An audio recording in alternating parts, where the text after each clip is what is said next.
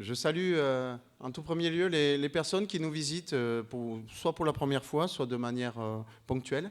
J'adresse un salut appuyé aussi à tous nos frères et sœurs qui vont nous regarder via Internet, qui n'ont pas pu se joindre à nous, alors pour diverses raisons, pour la maladie, pour des déplacements, etc., etc. Qu'ils sachent qu'ils sont dans nos prières également. Et ceux qui nous visitent pour la première fois, mais il n'y a rien d'obligatoire, rassurez-vous, vous pourrez vous faire une petite présentation à la fin du culte, si vous le souhaitez. Il n'y a pas d'obligation légale, rassurez-vous.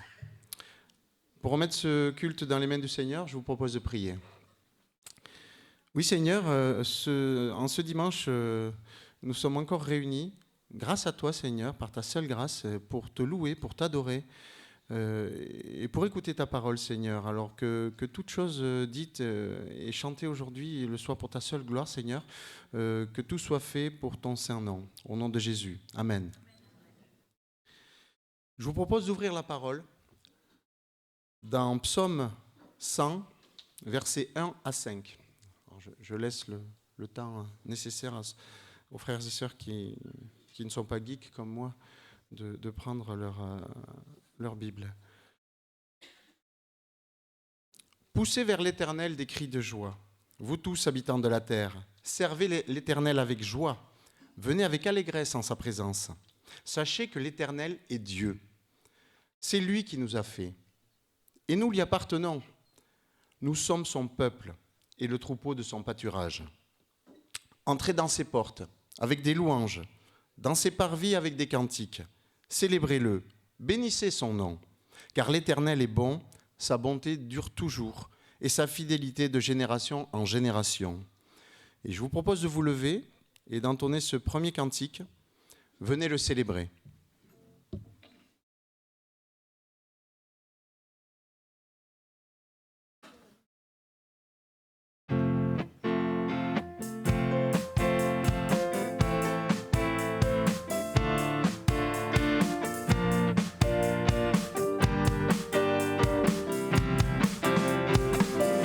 Venez le célébrer, son grand amour, venez le chanter. Le Fils de Dieu est venu donner la vie. Nous te fêtons, roi, car tu nous fais partager ta joie. Et nous offrons en ton honneur un chant d'amour, Seigneur. Venez le célébrer, célébrer, célébrer, chanter. Célébrer, chanter notre roi.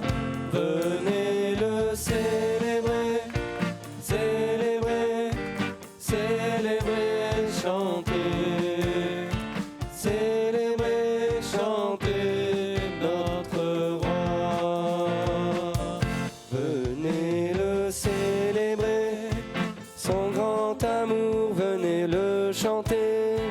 Le Fils de Dieu est venu donner la vie. Nous te fêtons, ô roi, car tu nous fais partager ta joie. Et nous offrons en ton honneur un chant d'amour, Seigneur.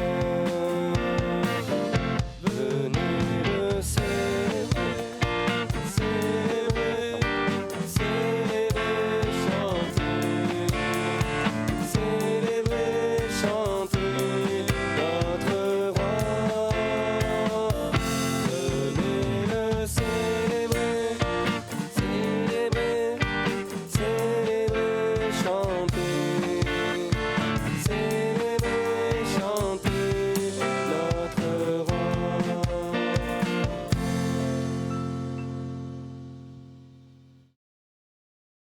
Vous pouvez prendre place. Je vous propose de continuer à piocher dans la parole, qui est vraiment une source insondable de bienfaits et de bonté. Dans Psaume 139, verset 14, dans un premier temps, nous verrons ensuite dans le même psaume les versets 17 et 18 et 23 et 24. Je te loue de ce que je suis une créature si merveilleuse. Tes œuvres sont admirables, et je le reconnais bien. Versets 17 et 18. Que tes pensées, ô Dieu, me semblent impénétrables, que leur nombre est grand. Comment les compter? Elles sont plus nombreuses que les grains de sable. Je me réveille et je suis encore à toi. Et enfin, versets 23 et 24. Examine-moi, ô Dieu, et connais mon cœur. Mets-moi à l'épreuve, connais mes pensées. Regarde si je suis sur une mauvaise voie et conduis-moi sur la voie de l'éternité.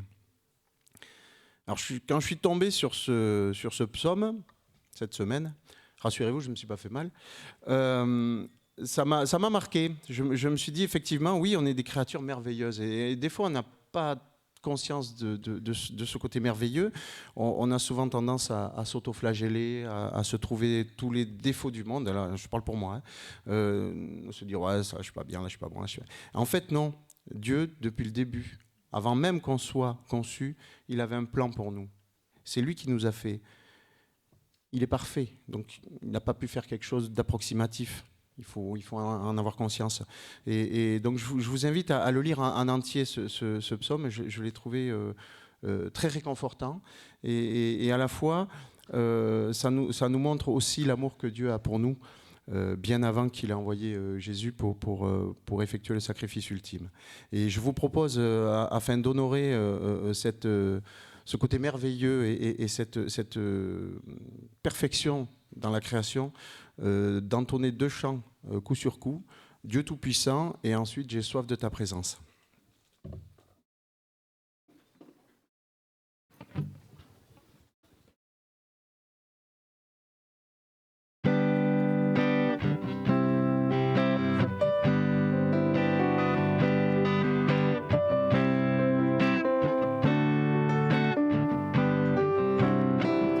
Dieu Tout-Puissant, quand mon cœur considère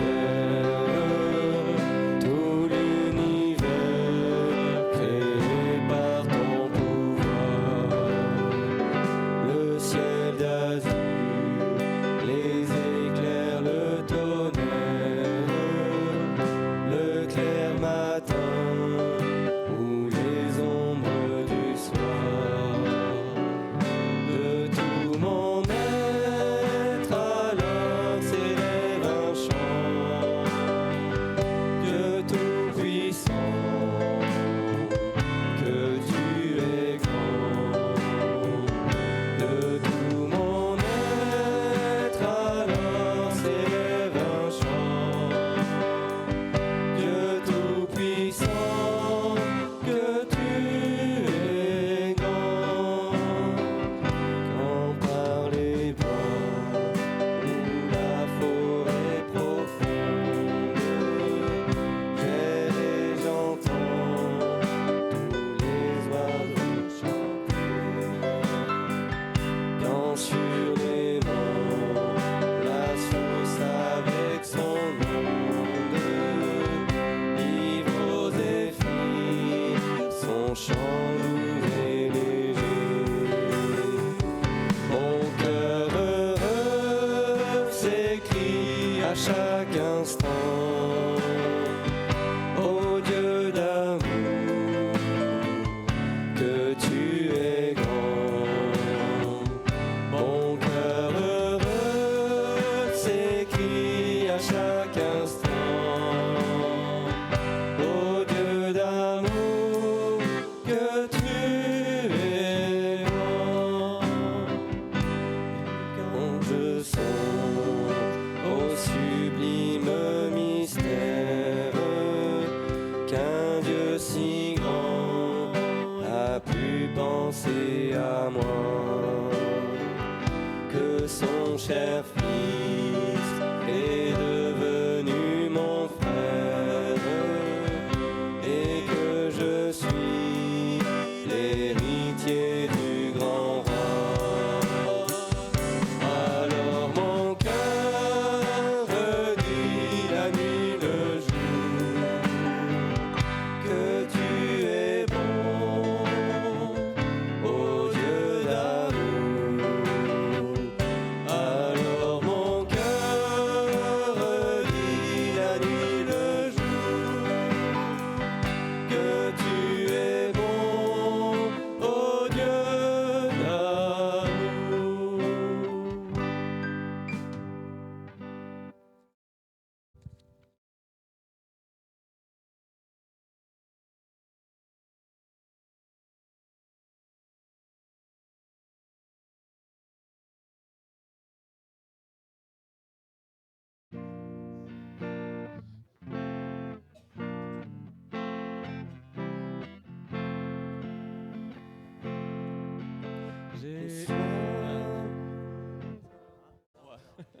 Il y a un petit couac avant et du coup, sur notre partition, il n'y avait plus de strophe en fait. Désolé.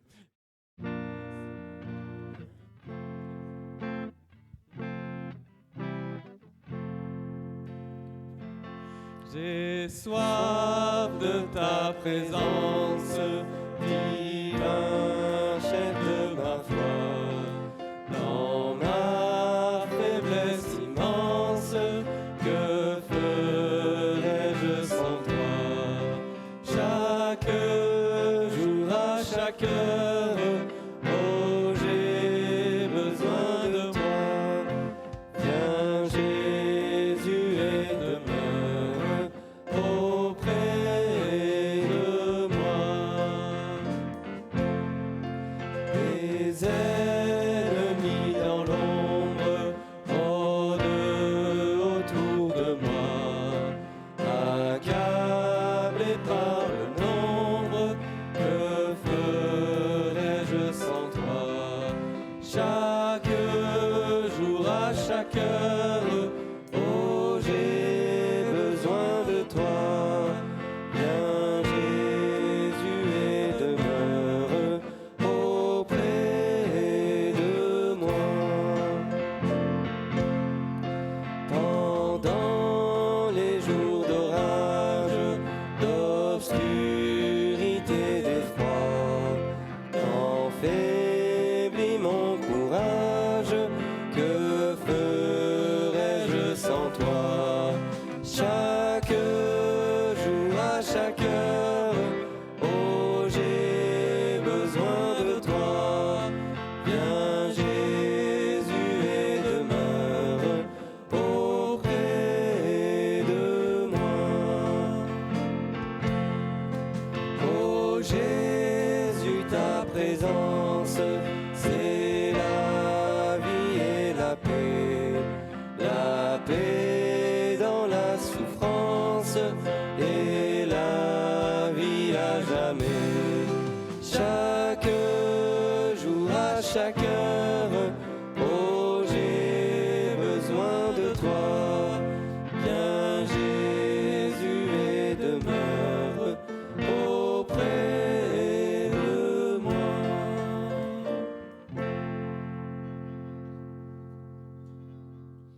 Vous pouvez prendre place. Oui, c'est vrai, nous avons besoin de nous raccrocher tous les jours à Dieu, tous les jours à Jésus, au salut qu'il nous offre, à la vie éternelle qu'il nous propose. Et je vous propose également de reprendre encore une fois dans Psaume 142, les versets 2 à 7. À pleine voix, je crie à l'Éternel. À pleine voix, j'implore l'Éternel. Je lui expose ma plainte, je lui raconte ma détresse. Quand mon esprit est abattu en moi, toi, tu connais mon sentier. Sur la route où je marche, on m'a tendu un piège. Regarde à droite et constate-le, personne ne me reconnaît. Je ne sais plus où trouver refuge, personne ne s'inquiète pour ma vie. Éternel, c'est à toi que je crie. Je dis, tu es mon abri, ma part au pays des vivants. Sois attentif à mes cris, car je suis bien faible. C'est vrai que nous sommes bien faibles, et il y a un cantique qui illustre très bien ce passage, qui s'appelle « Mon seul abri, c'est toi ». Je vous propose de vous lever pour l'entonner ensemble. Alors, ce cantique se finit comme un canon, c'est-à-dire que les deux groupes peuvent se répondre. Donc, ce que je propose, c'est qu'on le chante tous ensemble une fois, d'un bout à l'autre, et sur la reprise, cette partie commence, et puis quand moi je commencerai, c'est cette partie qui me suivra. Donc vous suivrez Josias, et vous me suivrez.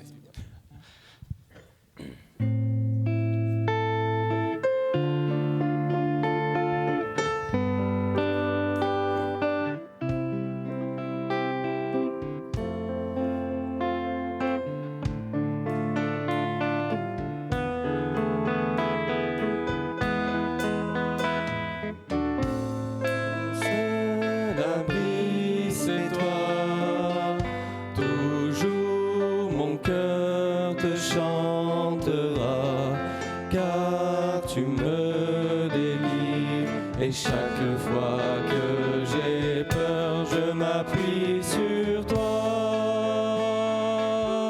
Je m'appuie sur toi.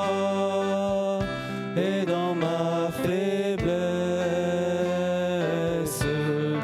le Seigneur me rend fort. Mon seul abri, c'est toi.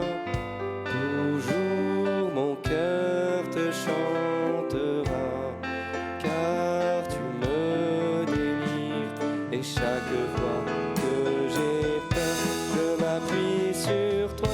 Mon seul abri, c'est toi.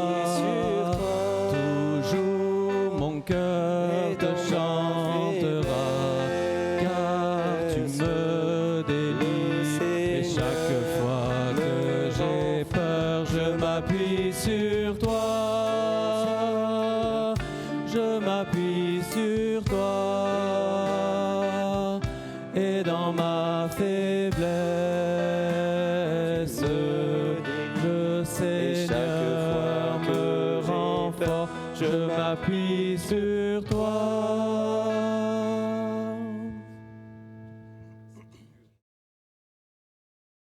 Merci à tous. Je vous propose de continuer ce moment de louange par un petit moment de prière libre, que chacun se sente libre de prier de manière haute et à intelligible voix, comme on dit, afin que tout le monde puisse participer et puisse aussi lui-même entendre les prières de nos frères et sœurs. Et je terminerai moi-même par une prière.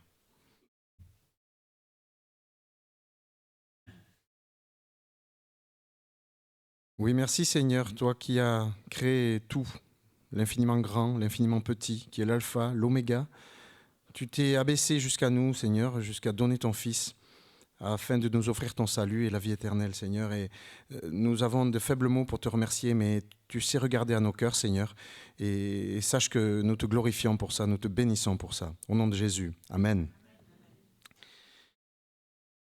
Nous arrivons au moment de l'offrande. Alors, on le dit chaque semaine, mais je le redis parce que la pédagogie, c'est avant tout de la répétition, des formations professionnelles.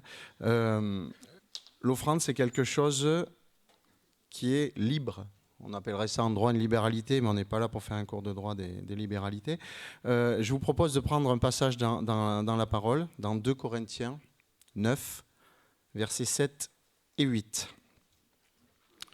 C'est mieux qu'un long discours. Que chacun donne comme il l'a décidé dans son cœur, sans regret ni contrainte, car Dieu aime celui qui donne avec joie. Dieu peut vous combler de toutes ses grâces, afin que vous possédiez toujours à tout point de vue de quoi satisfaire à tous vos besoins, et que vous en ayez encore en abondance pour toute bonne œuvre. Et je vais appeler le frère que j'ai sollicité tout à l'heure. Nous allons faire passer le sac des offrandes et je vous propose de vous lever et pendant l'offrande de chanter ce cantique « Je ne sais pourquoi dans sa grâce ».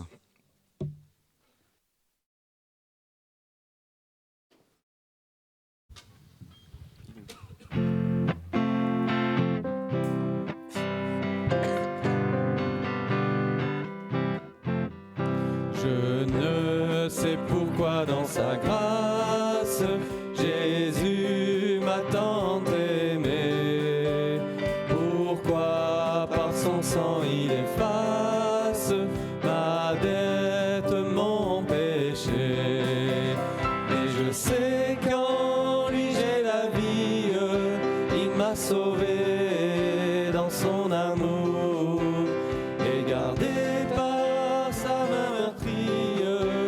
J'entends l'heure de son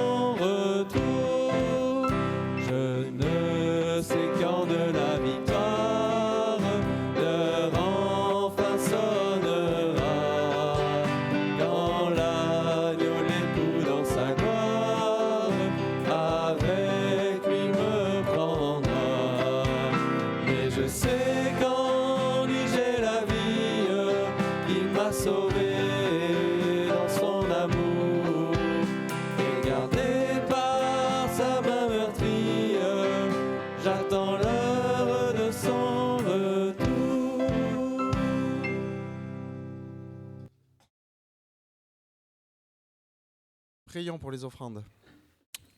Oui, Seigneur, toi qui nous donnes tout, qui a tout préparé pour nous, c'est notre tour de te redonner un petit peu, de te louer, de t'adorer de cette façon-là, Seigneur. Et bénis ces offrandes, Seigneur. Bénis les personnes qui sont en charge de les utiliser pour ton règne et pour ta seule gloire dans cette belle ville de Pau. Amen.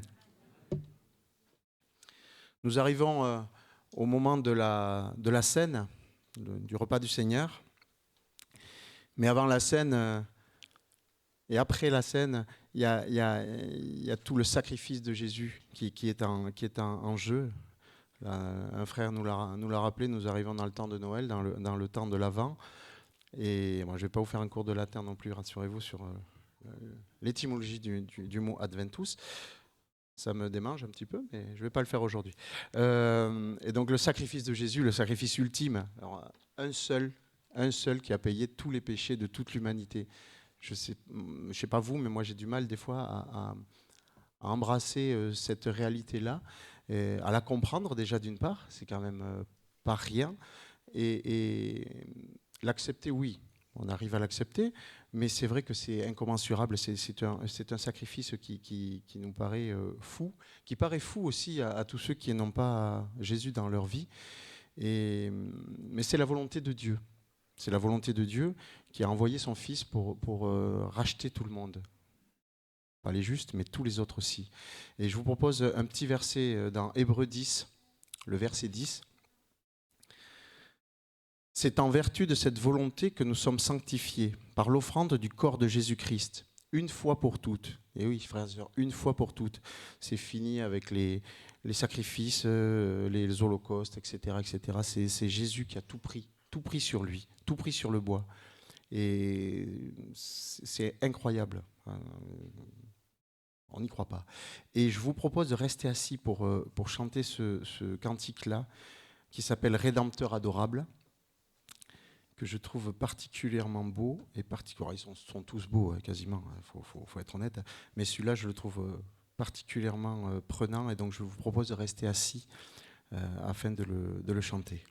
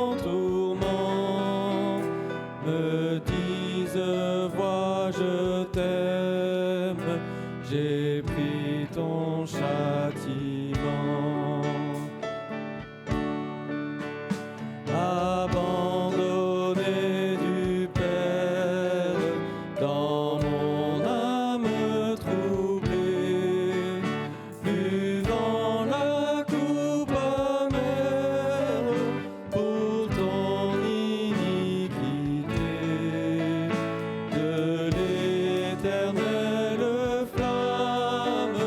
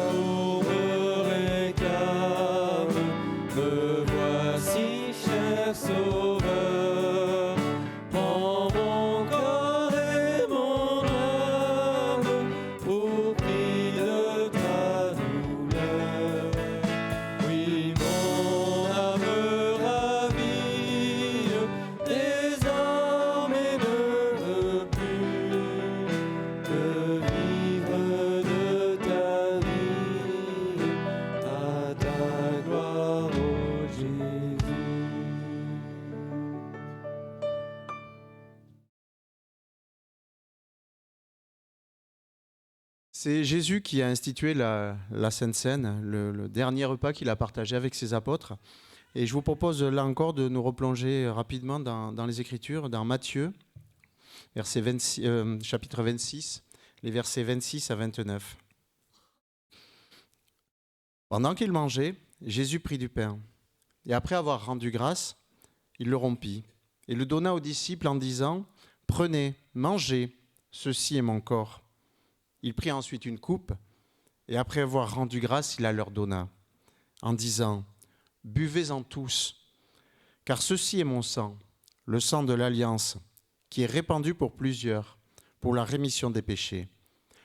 Je vous le dis, je ne boirai plus désormais de ce fruit de la vigne, jusqu'au jour où j'en boirai du nouveau avec vous dans le royaume de mon Père. » Donc la Seine, c'est à la fois une alliance qu'a voulu créer Jésus avec nous aussi, la mémoire, mais ce n'est pas une mémoire type mémorielle républicaine qu'on pourrait avoir de manière habituelle. Il ne faut pas que ça devienne ça. Il faut que ça soit vraiment quelque chose d'intérieur. Il y a d'autres versets aussi qui nous disent qu'il faut s'examiner. Il faut être en adéquation avec ce que nous demande Jésus. La Sainte Seine, elle est assez facile d'accès. Il faut avoir participé à la naissance de nouveau, comme on dit. Il faut être baptisé. Il faut en avoir témoigné devant le monde. Et comme je viens de le dire, il faut être en adéquation avec ce que dit Jésus. Donc, pour faciliter la distribution, je vais demander aux frères et sœurs qui veulent participer à la table du Seigneur de se lever. Et nous allons passer dans les rangs afin de distribuer les éléments. Et comme il est d'usage dans notre Église, nous allons nous attendre et partager les éléments ensemble.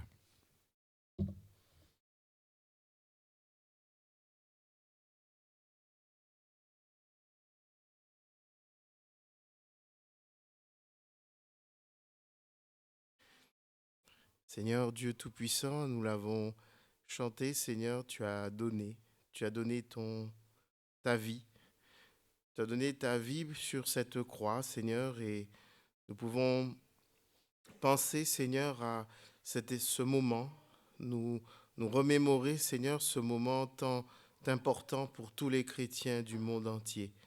Cette mort, Seigneur, qui nous donne la vie, qui nous donne du moins cette victoire, Seigneur, contre le péché, où nous avons la possibilité de ne plus être condamnés si nous t'avons accepté comme Seigneur et Sauveur. Merci, Seigneur, pour ce sacrifice. Tu es descendu, Seigneur, de ton ciel. Tu es venu sur terre et tu es remonté, Seigneur, parce que tu as tracé ce chemin afin que nous puissions le suivre et un jour te voir celui qui est mort pour nous. Merci, Seigneur. Amen.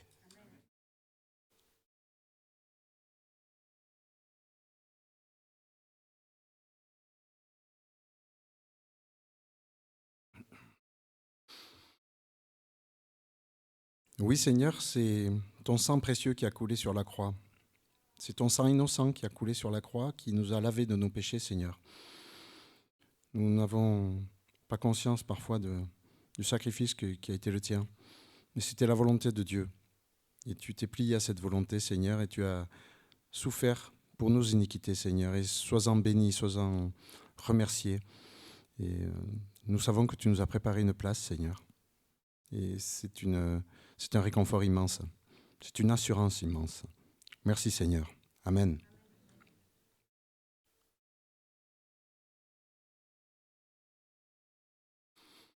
Pendant que les frères ramassent les coupes, je vous propose de tous vous lever et nous allons chanter « À toi la gloire ».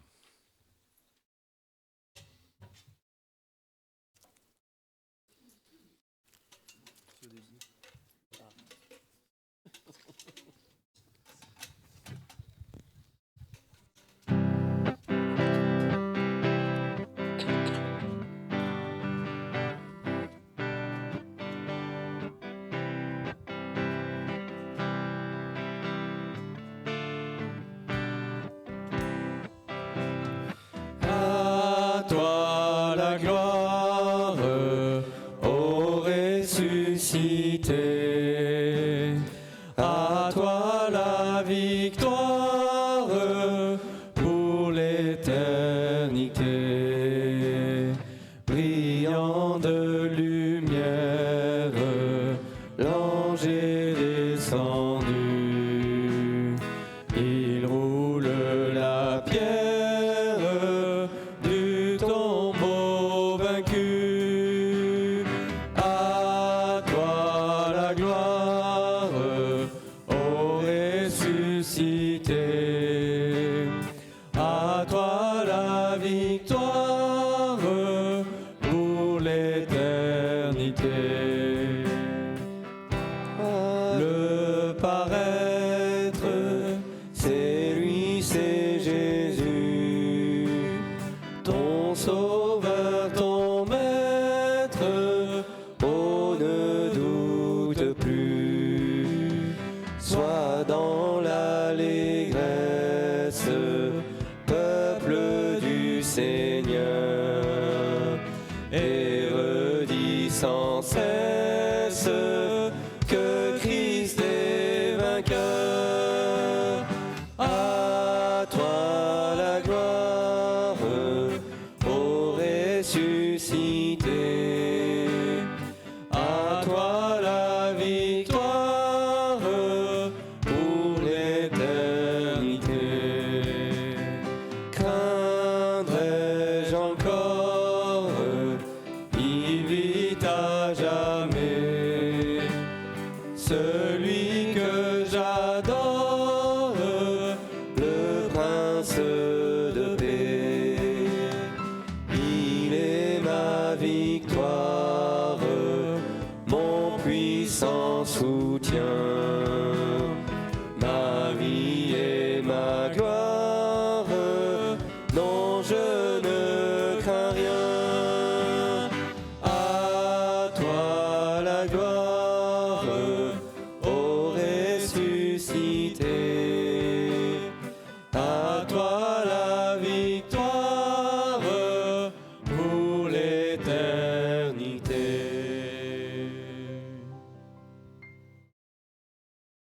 Vous pouvez prendre place.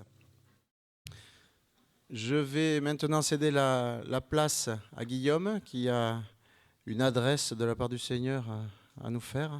Donc nous allons partager la parole grâce à lui. Il n'y a pas d'école du dimanche, je le dis pour certains.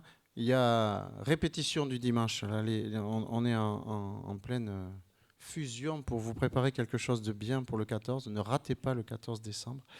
Moi, je m'avance un peu mais il faut faire un peu de teasing quand même. Donc voilà, les enfants sont en train de préparer quelque chose pour la fête du 14 et grâce à l'inspiration du Saint-Esprit, je crois qu'on va préparer quelque chose de sympa. Mais bon, on en reparlera dans quelques jours. Je laisse la place à Guillaume et que nos cœurs soient ouverts, nos oreilles bien ouvertes également pour entendre ce qu'il a à nous dire.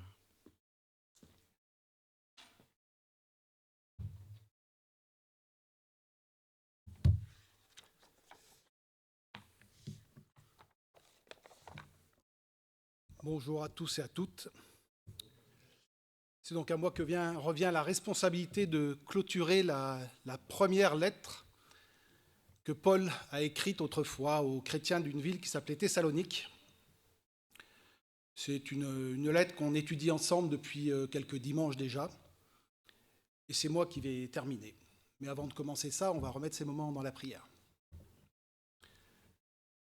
Seigneur notre Dieu, nous est précieux de pouvoir nous présenter devant toi encore pour te remercier pour cette parole que tu nous as donnée, une parole qui a traversé les siècles et qui aujourd'hui encore est une parole qui est active dans nos vies, active pour nous donner la vie éternelle, Seigneur. Alors nous te remercions pour ta parole, nous te remercions aussi pour le privilège que nous avons de pouvoir la lire, l'étudier ensemble. On te demande des cœurs qui soient attentifs, des cœurs qui soient à ton écoute, Seigneur, et des cœurs qui soient prêts à la mettre en pratique.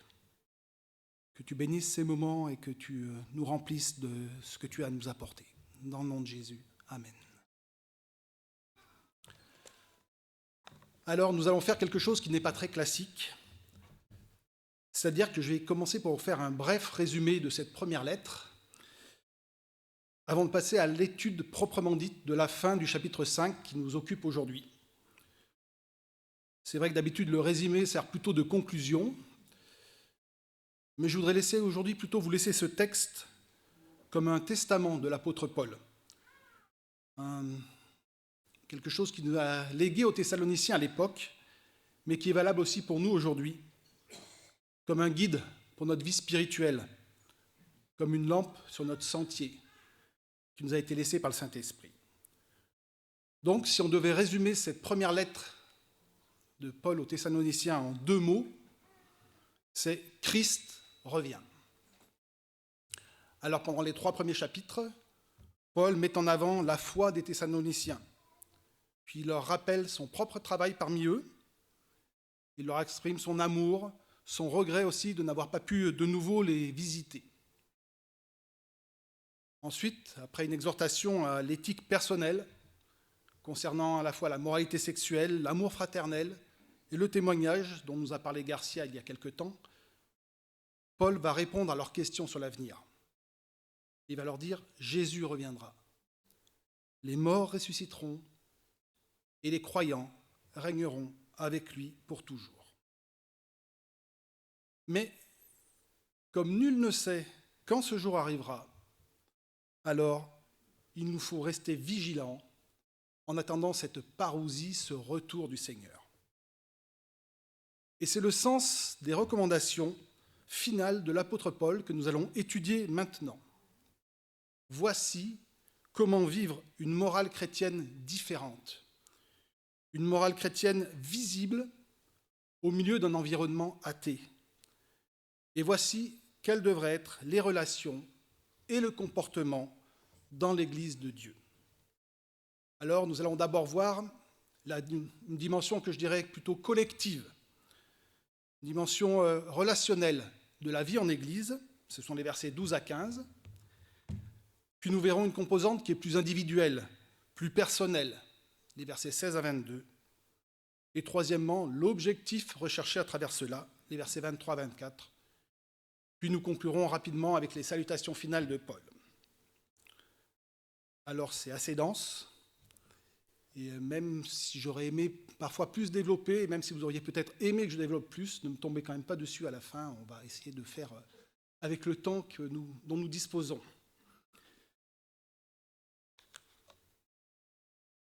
« 1 Thessaloniciens 5, donc.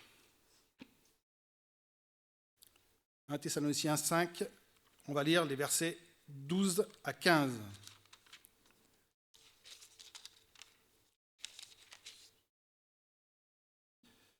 On va lire tout d'abord les versets 12 à 13.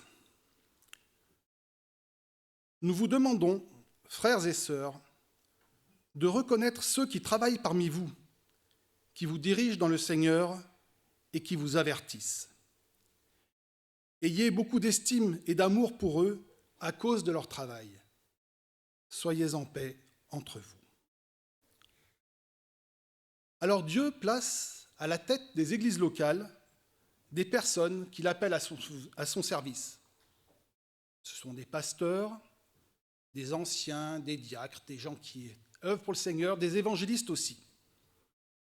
Et ces personnes nous enseignent, nous exhortent, nous dirigent, nous consolent, nous visitent, parfois aussi nous reprennent ou nous avertissent.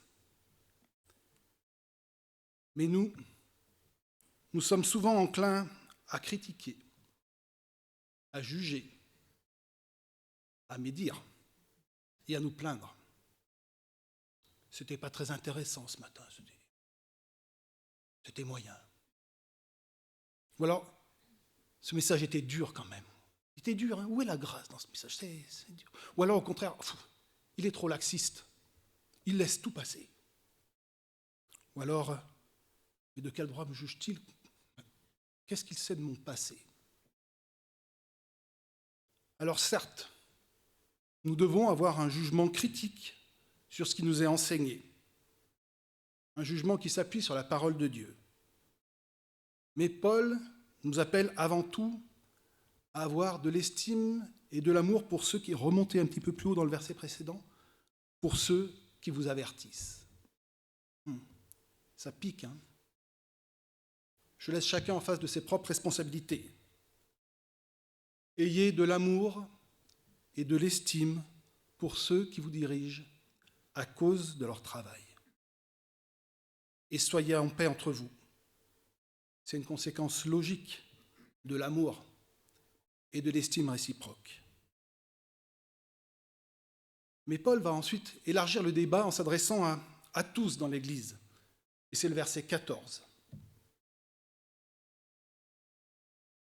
Nous vous y invitons, frères et sœurs, avertissez ceux qui vivent dans le désordre, réconfortez ceux qui sont abattus, soutenez les faibles, faites preuve de patience envers tous. Avertissez ceux qui vivent dans le désordre. Ah, ça, nous savons généralement plutôt bien le faire. Mettre notre doigt dans la figure des autres, c'est pas bien ce que tu fais là. Mais parfois aussi, nous pouvons être dans l'excès inverse. Et nous choisissons alors la facilité et la tolérance. Nous préférons laisser filer et nous taire. Mais Dieu nous demande, par amour, de savoir nous tourner vers notre frère ou vers notre sœur pour lui dire avec compassion. Alors compassion, moi aussi, je préfère un peu de latin, ça vient de... C'est le latin cum qui veut dire avec et pâtirer, le verbe qui veut dire souffrir. C'est souffrir avec l'autre, avoir de la compassion pour lui. Lui dire avec compassion donc, ce que tu fais ou ce que tu dis là n'est pas à la gloire de Dieu. Et je te le dis, moi, qui ai autant besoin que toi de la grâce de Dieu. Moi qui ne suis pas meilleur que toi. Veux-tu que nous prions ensemble pour ce sujet, pour demander au Seigneur de nous aider à marcher d'une manière qui l'honore? Avertir et accompagner ceux qui vivent dans le désordre avec amour. Réconforter ceux qui sont abattus. Réjouissez-vous avec ceux qui pleurent, avec ceux qui se réjouissent, et sachez pleurer avec ceux qui pleurent. Et parfois, là aussi, nous réagissons d'une manière assez égoïste. Je préfère l'éviter, lui, parce que il me tire vers le bas. Mais non, hein. Ne l'évite pas. Va vers lui, et toi, tire-le vers le haut.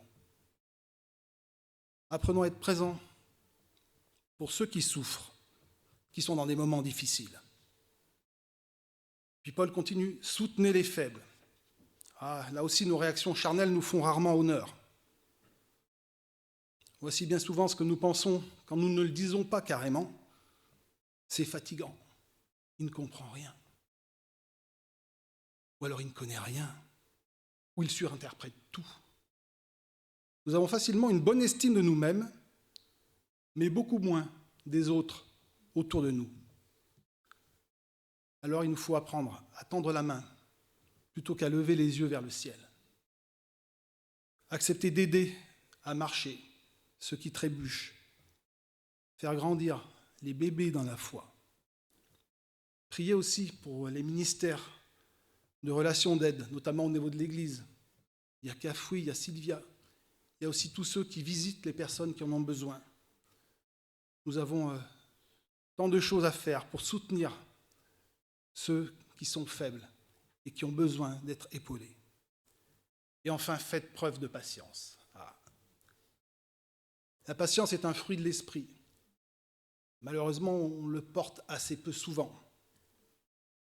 De la patience donc, de la patience envers ceux qui vivent dans le désordre, de la patience envers ceux qui sont abattus, de la patience envers ceux qui sont faibles, de la patience aussi envers ceux qui vous conduisent et qui vous enseignent.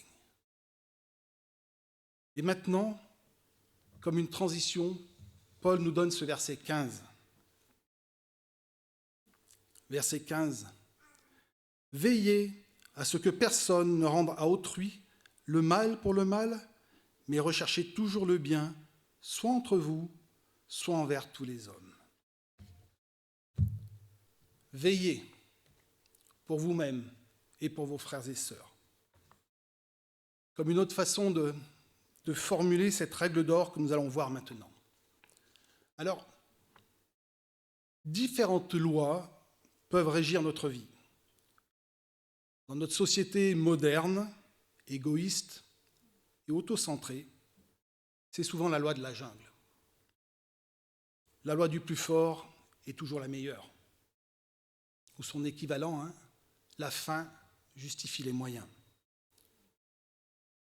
Je veux réussir selon mes critères humains et je fais ce qu'il faut pour cela. Peu m'importe les autres, et mes modèles sont à mon image. Ils écrasent, ils méprisent, ils s'emparent. Tout pour eux, et tant pis pour les autres. Mais cependant, même dans cette société actuelle, beaucoup de personnes voient leur conscience les amener quand même à obéir à la règle d'argent. Cette règle qui a été énoncée par Confucius quelques 400 ans avant Jésus-Christ. Et cette règle d'argent, elle dit, c'est ceci, « Ce que vous ne voulez pas que l'on vous fasse, ne le faites pas aux autres. » Vous ne voulez pas qu'on vous vole, ne prenez pas ce qui appartient aux autres. Vous ne voulez pas qu'on soit violent avec vous, ne soyez pas violent avec les autres. Vous ne voulez pas qu'on vous méprise, ne méprisez pas les autres. On pourrait décliner ça pendant longtemps encore. Et c'est une règle qui est assez rassurante parce qu'elle est presque à notre portée. On peut prendre les 10 commandements et rassurer notre conscience. Parce que si on les prend textuellement, je n'ai tué personne, je n'ai pas volé, je ne fais pas de mal volontairement, je ne trompe pas ma femme, etc., etc. Le problème, c'est qu'il est question dans cette loi du mal qu'on ne devrait pas faire et pas du bien qu'on devrait faire. Alors je vous invite, vous le lirez chez vous, ce qu'on appelle le jugement des nations. C'est dans Matthieu 25. Je vous citerai juste le reproche que fait Jésus à la fin de ce petit moment. Il dit « Toutes les fois que vous n'avez pas fait cela à l'un de ces plus petits, c'est à moi que vous ne l'avez pas fait. » Et avec cette punchline, on se retrouve donc confronté à cette règle d'or énoncée par Jésus lui-même dans le Sermon sur la montagne et qui peut être résumée en Matthieu 7, verset 12. Tout ce que vous voulez que les hommes fassent pour vous, faites-le de même pour eux. Tout ce que vous voulez que les hommes fassent pour vous, faites-le de même pour eux. Fais-le. Fais-le pour ta famille. Oh oui, alors là, pas de problème. Fais-le pour tes amis. Là aussi, c'est faisable. Fais-le pour les inconnus aussi dans la rue. Oh là, ça commence à se dégrader. Fais-le pour tes ennemis. Pour mes ennemis, Seigneur. Aime ton prochain comme toi-même. C'est facile à dire. Mais comment faire ? Dans la réalité, nous mettons en place d'autres règles. Alors, j'ai retrouvé des notes que j'avais prises il y a très longtemps, mais je n'ai plus la référence de celui à qui je les ai empruntées. Alors qu'il me pardonne de ne pas le citer ici, mais je vais vous les partager quand même parce qu'elles étaient intéressantes. Il appelait ça les règles d'argile. Elles ressemblent un peu aux règles d'argent, voire aux règles d'or, mais elles n'ont pas la même qualité, vous savez, pas la même consistance. Je vais vous en donner quelques-unes. Tout ce que vous voulez que les autres fassent pour vous, vous aussi, faites de même pour eux. Ainsi, ensuite, ils seront à leur tour amenés à faire de même pour vous. c'est lorsqu'on fait les choses par calcul. C'est le service intéressé. Je veux bien faire ça pour toi, comme ça, toi, tu feras pour ça pour moi en retour. C'est donnant-donnant. Je veux bien te faire du bien, mais j'en attends du retour sur investissement. Une autre encore. De tout ce que vous attendez que les autres fassent pour vous, faites-en vous-même la moitié pour eux. Ça, c'est lorsque la liste des choses que j'ai à faire pour les autres est vraiment, vraiment bien plus courte que la liste des choses que j'estime que les autres devraient faire pour moi. Une dernière peut-être. Je suis sûr qu'elle va vous plaire. En tout cas, elle va vous parler. Tout ce que vous voulez que les autres fassent pour vous et qu'ils ne font pas comme vous le désirez ou quand vous le désirez, alors faites-en un sujet d'amertume, de dispute ou de colère. Tout ce que vous voulez que les autres fassent pour vous et qu'ils ne font pas quand vous voulez ou comme vous voulez, alors faites-en un sujet de dispute, d'amertume et de colère. On l'aime bien celle-là. Tu ne crois pas qu'il aurait pu venir m'aider à déménager avec tout ce que j'ai fait pour lui? Donc tu crois qu'il aurait dit merci avec tout ce que je lui ai donné, avec tout le temps que je lui ai consacré? Ou alors, tu sais ce qu'il m'a fait? Enfin, je lui ai pardonné, hein. Mais je préfère que tu sois au courant, que tu saches à qui tu as affaire. C'est pour toi que je dis ça, hein, c'est pas du tout parce que je rumine ça, non. On les aime bien, nos règles d'argile. Hein. Mais voici ce que le Seigneur nous demande. Tout ce que vous voudriez que les hommes fassent pour vous, vous aussi, faites de même pour eux. Alors comment faire? C'est impossible sans l'amour de Dieu répandu dans nos cœurs par le Saint-Esprit qui nous a été donné. C'est Romains 5 qui nous dit ça. Il nous faut regarder à Christ et imiter Christ. La croix, c'est la règle d'or parfaite. Christ meurt volontairement pour des coupables, à la place de rebelles qui le rejettent. Et cette mort expie mon péché, me procure le pardon et m'offre la paix avec Dieu. Christ est mort en pratiquant cette règle d'or et ce sacrifice me sauve du jugement que je méritais. Et ça va encore au-delà de ça. Christ a pratiqué cette règle d'or toute sa vie et cette obéissance parfaite m'est aujourd'hui imputée. C'est la grâce de Dieu. La parfaite justice de Christ est portée à mon crédit. Mais il nous faut avancer alors, après avoir vu les recommandations de Paul concernant les relations dans l'Église avec ceux qui nous entourent. Passons maintenant peut-être à la deuxième partie, à cette dimension individuelle et personnelle. Ce sont les versets 16 à 22.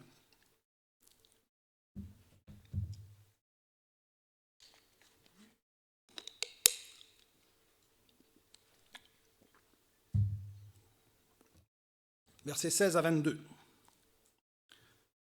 Soyez toujours joyeux, priez sans cesse, exprimez votre reconnaissance en toutes circonstances, car c'est la volonté de Dieu pour vous en Jésus-Christ.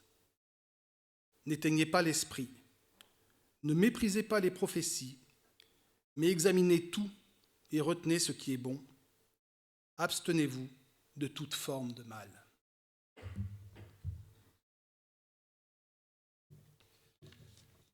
Dans cette dimension plus individuelle de la marche chrétienne, on retrouve donc deux aspects. Des aspects qui sont plutôt positifs. Voici comment vous devez être. Soyez toujours joyeux, priez sans cesse, soyez reconnaissants. Et des aspects plutôt négatifs en miroir. ce qu'il ne faut pas faire. N'éteignez pas l'esprit, ne méprisez pas les prophéties, abstenez-vous du mal. Soyez toujours joyeux. Soyez toujours joyeux. La joie devrait caractériser la vie chrétienne, quelles que soient les circonstances.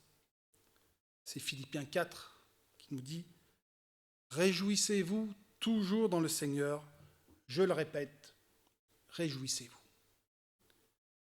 La joie ne vient pas des circonstances de nos vies, elle vient des bénédictions de Dieu dans nos vies. Priez sans cesse, priez sans cesse. Alors cela ne signifie pas que nous devrions être tout le temps en prière, mais nous devons maintenir la communion avec Dieu au sein de nos activités quotidiennes. La Bible nous présente Jésus vivant une vie de prière intense et régulière. Alors sachons limiter et consacrer notre temps à parler avec Dieu. Soyez reconnaissants et dites-le. Jésus toujours. Père, je te rends grâce. Jésus lui-même était reconnaissant. Malgré nos difficultés, nous pouvons toujours nous souvenir de l'amour de Dieu pour nous, nous souvenir de sa fidélité et remercier pour le don de Jésus-Christ notre Sauveur et pour la vie nouvelle qu'il nous offre. Et ces trois injonctions sont plus que de simples bons conseils. C'est la volonté de Dieu. C'est ce que Dieu veut pour vos vies.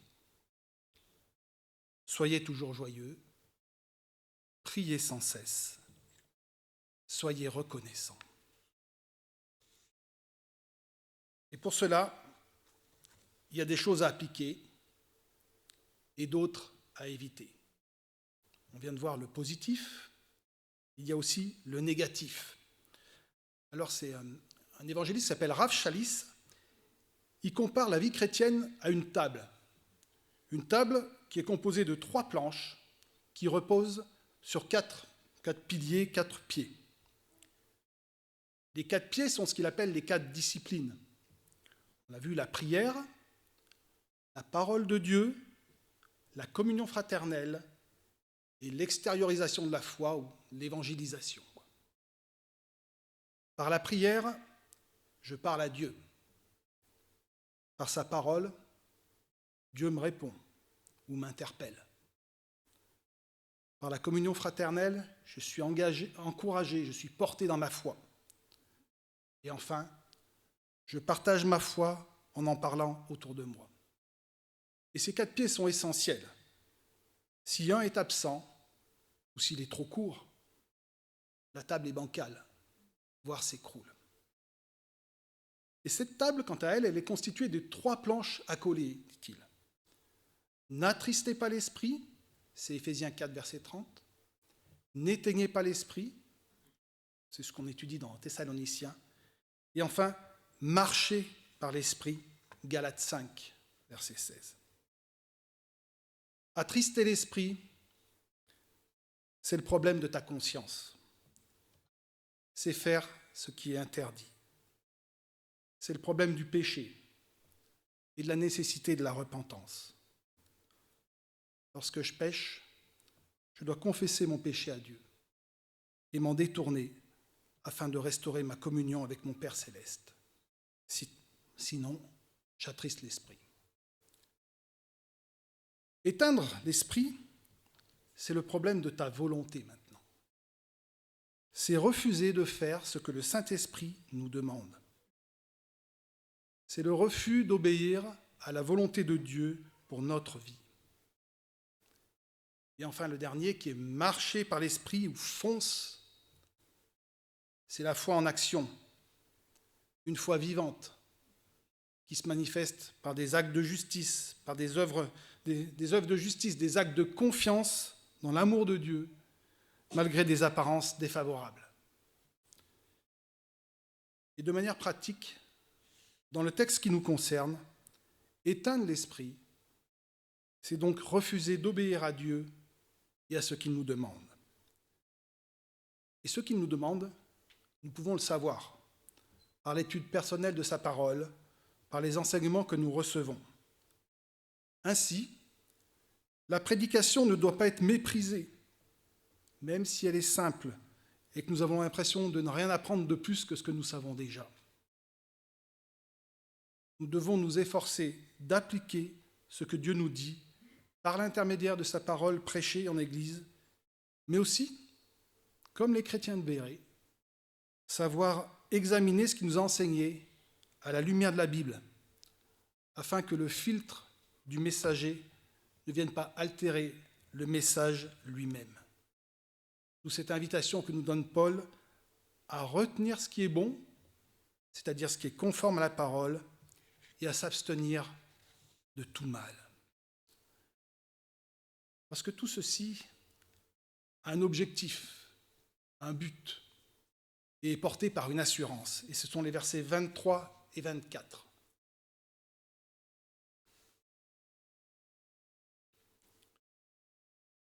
Verset 23.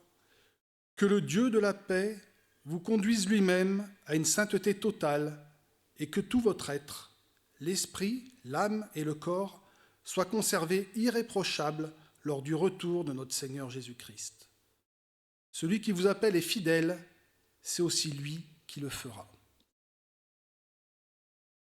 Alors les commandements que nous venons de voir sont difficiles à garder. Aussi, Paul termine sa lettre par un appel à la sanctification. Mais attention, la sanctification, c'est à la fois une position et un processus. Une position donc. En vertu de son union avec Christ, le chrétien est mis à part du monde pour Dieu. Nous sommes saints. On l'a vu dans Hébreux tout à l'heure, on l'a lu avec Olivier. Moi, je voudrais juste vous lire ce verset de 1 Corinthiens 6. 1 Corinthiens 6, le verset 11. « Mais vous avez été lavés, mais vous avez été déclarés saints, mais vous avez été déclarés justes au nom du Seigneur Jésus-Christ et par l'Esprit de notre Dieu. » Nous sommes saints, c'est la position qui est la nôtre maintenant. Mais cependant, la sanctification est aussi un processus.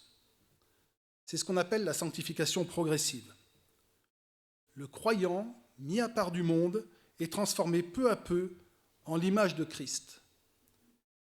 Et cette transformation n'est pas effectuée par nos propres efforts, mais par le Saint-Esprit lui-même, quand nous obéissons à la parole de Dieu. C'est 2 Corinthiens 3.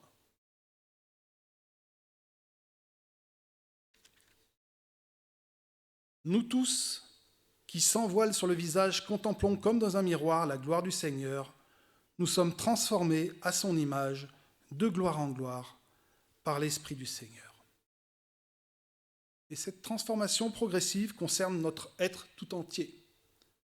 Depuis l'esprit, la partie qui est en communion avec Dieu, l'âme, ce qui concerne les sentiments, les pensées et les désirs, et jusqu'au corps, l'élément physique de notre être. Voilà ce que nous dit Paul. L'esprit doit repousser ce qui pourrait le souiller, ce qui entrave l'adoration que Dieu attend.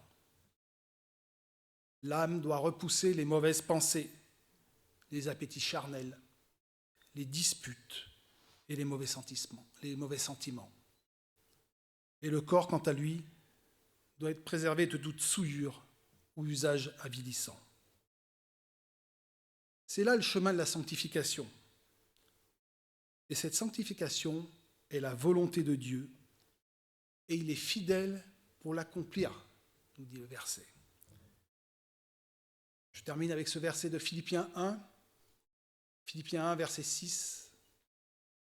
L'apôtre Paul qui dit « Je suis persuadé que Dieu, qui a commencé en vous cette bonne œuvre, la poursuivra jusqu'à son terme, jusqu'au jour de Jésus-Christ. » Nous terminons maintenant en lisant simplement les versets 25 à 28. Frères et sœurs, priez pour nous, saluez tous les frères et sœurs par un saint baiser. Je vous en supplie par le Seigneur que cette lettre soit lue à tous les frères et sœurs. Que la grâce de notre Seigneur Jésus-Christ soit avec vous. Après avoir prié pour les chrétiens de Thessalonique, Paul conclut cette lettre en demandant à être lui-même soutenu par leurs prières, en demandant à maintenir la communion et l'amour fraternel, et il termine en mentionnant la grâce de Jésus-Christ, qui est le cœur du christianisme. Tout est par grâce et rien que par grâce. Dieu nous appelle par grâce, Dieu nous justifie par grâce et il nous sanctifie également par grâce. Nous terminons en priant.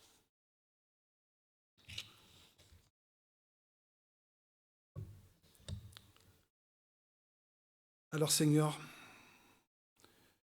nous te remercions pour ta parole. C'est une parole qui est encore une parole agissante de nos jours et une parole qui vient travailler nos cœurs. Et nous confessons avoir besoin de toi, avoir besoin du soutien de ton esprit, que ce soit pour notre vie collective, que tu nous aides à avoir de l'amour et de l'estime pour ceux qui nous dirigent. Que tu nous accordes aussi d'avoir de l'amour entre nous, que nous sachions exprimer à la fois du soutien, de la bienveillance pour nos frères et sœurs.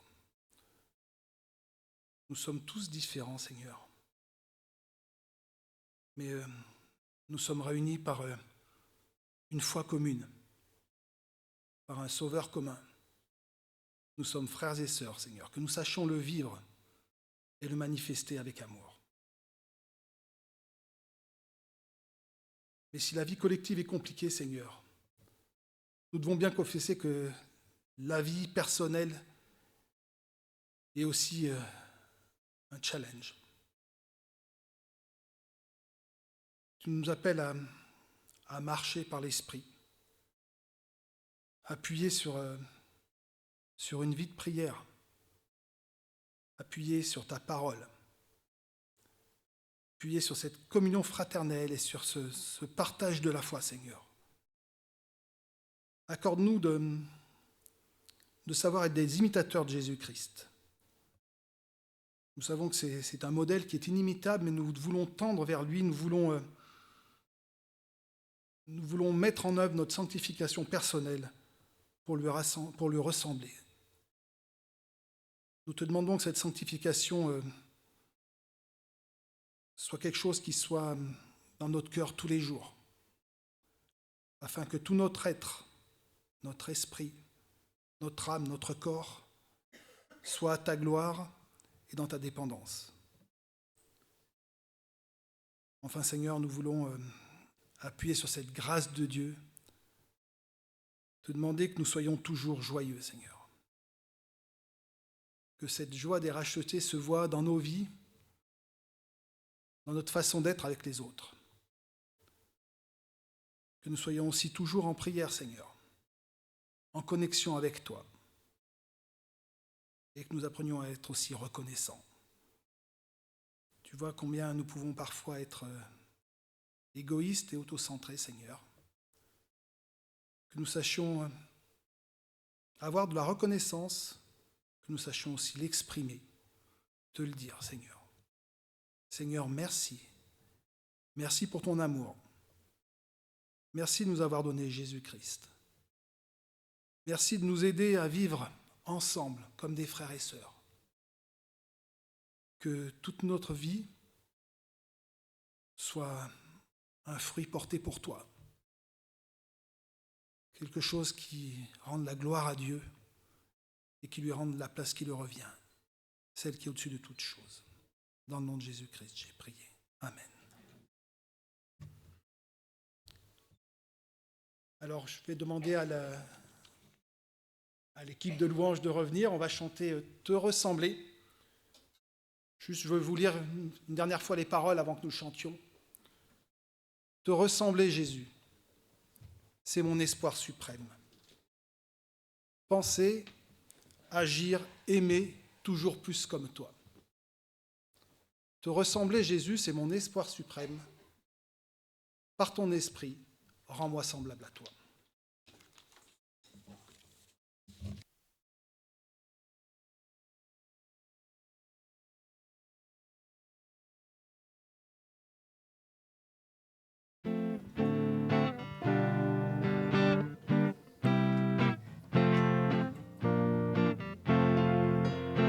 Te ressembler, Jésus, c'est mon espoir suprême.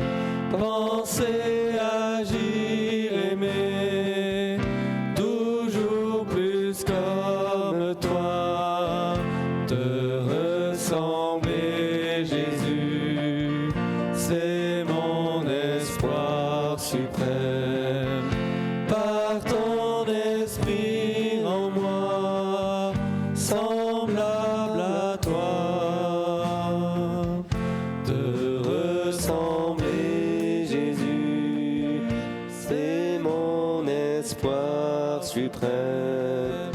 Penser, agir, aimer, toujours plus comme toi. Te ressembler, Jésus, c'est mon espoir suprême. Par ton esprit en moi, semblable à toi.